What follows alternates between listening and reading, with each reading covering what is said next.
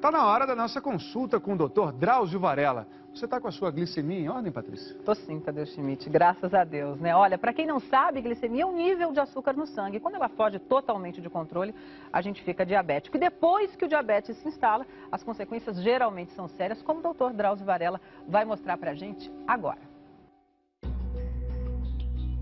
Fui no médico, né? E deu diabetes. Né? Eu passei a seguir o regime, mas eu descuidava do regime. Quando eu me sentia mal, eu seguia o regime. Quando eu sentia bem, abandonava de novo. Foi quando a infecção pegou no calcanhar e minha glicose não baixava de jeito nenhum.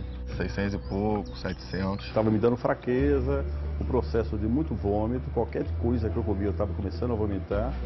E o suor, porque eu suava demais. Segundo os médicos, quando eu cheguei ao hospital, disseram que eu estava com gangrena úmida, que eu corria até o risco de perder o pé. Diabetes é tão comum que você pergunta para o amigo, como vai sua mãe? Ele responde, tá ótima, só o diabetes um pouquinho descompensado. Ótima? Na verdade a mãe dele está mal. Diabetes descompensado prejudica a visão, o funcionamento dos rins e a circulação do sangue. É uma das principais causas de derrame cerebral, ataque cardíaco, insuficiência renal e amputação de membros. Wolf descobriu que tem diabetes há 12 anos, mas nunca se preocupou muito com as consequências da doença. Coisas que eu não posso mais comer, por exemplo, manteiga, por exemplo, catupiry. Pizza, para mim, não é nem alimento, pizza é oxigênio. Porque nós somos muito movidos à televisão. A gente gosta muito de ver televisão e para acompanhar ou faz um balde de pipoca ou então pega aí uma caixa de chocolate, de bombons e tal e enquanto vai vendo o filme vai detonando tudo. Infelizmente isso foi ao longo de muitos anos, né? Eu tinha constantemente, um problema de muito suor e vômito. Bom dia, bom dia. Minha reação foi procurar um gastroenterologista, porque como eu vomitava, eu achava que eu tinha um problema no estômago. E procurei um gastro, ele pediu uma série de exames. Quando eu levei os exames para ele verificou que o problema não era gástrico. Eu estava com uma glicemia de 610. Imediatamente ele falou, você deve estar com problema de diabetes. O diabetes é uma doença traiçoeira. É possível viver muito tempo com níveis elevados de açúcar no sangue sem nenhum sintoma. Mas quando os danos se instalam, são irreversíveis. O diabetes levou o Regis à insuficiência renal. Por causa dela, 3 vezes por semana, Regis precisa passar 4 horas ligado à máquina de hemodiálise, que faz o papel de rim artificial para eliminar as impurezas da corrente sanguínea. 19, tá bom.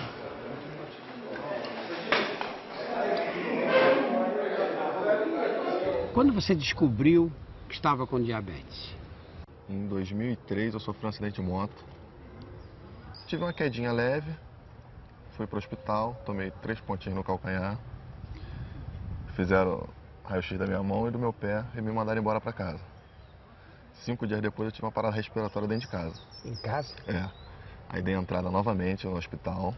Aí constataram que meu pâncreas tinha sido fissurado e uma parte do meu rim tinha sido esmagado.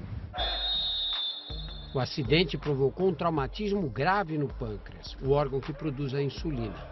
Sem insulina, a glicose se acumulou no sangue de Diogo.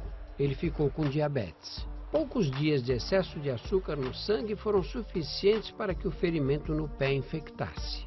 O diagnóstico então foi feito na sua segunda estadia no hospital, né? Na primeira já foi constatado que minha glicose estava muito alta, 600 e pouco, 700. Muito alta. E não conseguiam controlar ela. Aí quando eu cheguei no outro hospital, foram abrir o curativo, a infecção estava muito grande no meu calcanhar. Aí eles já tiveram que cortar meu calcanhar todo e o osso ficou de fora. Foi quando a infecção pegou no calcanhar e minha glicose não baixava de jeito nenhum. Aí quando pegou no osso, tiveram que amputar a perna, porque se continua ela ia subir mais e eu perdi o joelho também.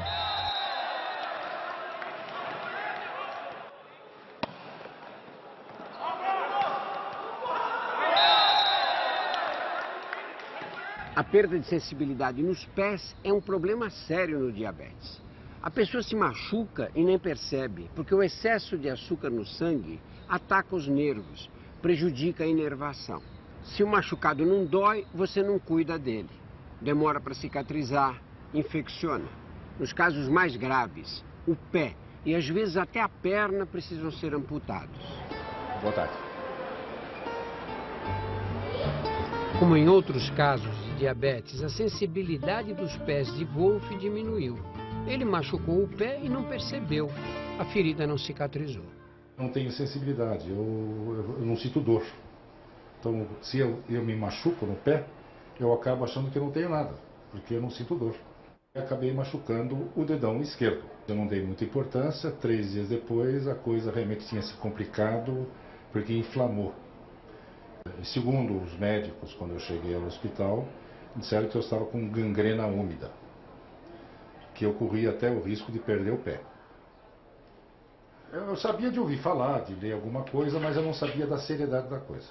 Obviamente eu não sabia que era tão sério e que poderia progredir tão rapidamente.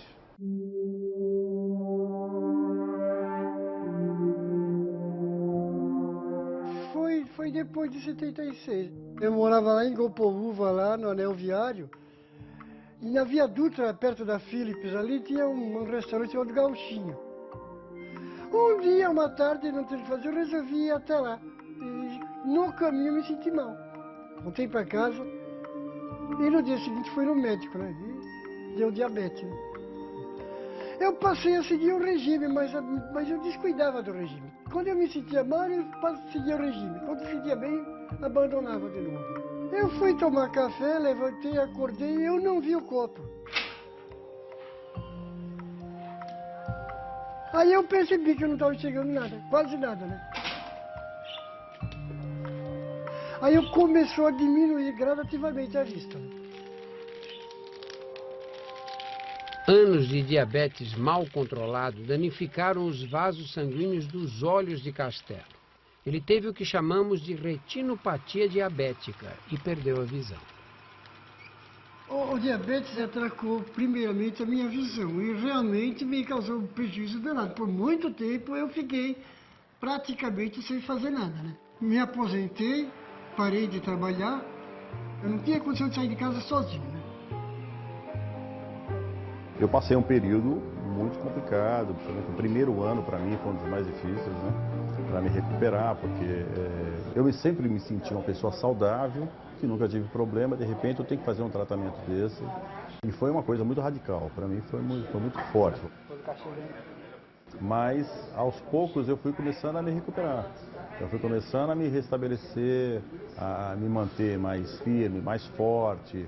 Fui entendendo como é que o processo funciona.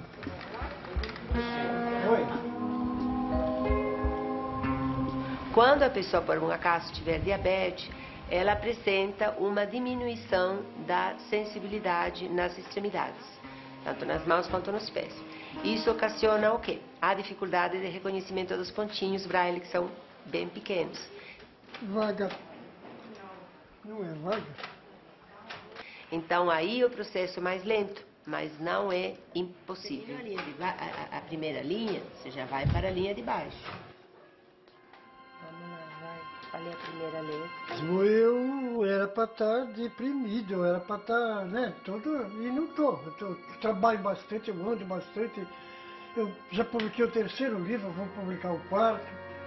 E eu acho que isso um pouco se deve ao otimismo, né? Eu não quis me entregar. E isso que eu digo aos diabéticos, né? Não fiquem preocupados, dá para viver muito bem com diabetes, né? Enquanto fazia fisioterapia por causa da amputação, Diogo foi convidado a participar de um time de para-atletas. No mesmo ano, entrou para a seleção brasileira. Dos títulos que você já ganhou como atleta, qual foi o mais importante? Parapan do Rio, com a minha família toda assistindo, aí a gente foi campeões e conseguimos a vaga para a Paralimpíada, a primeira Paralimpíada do voleibol.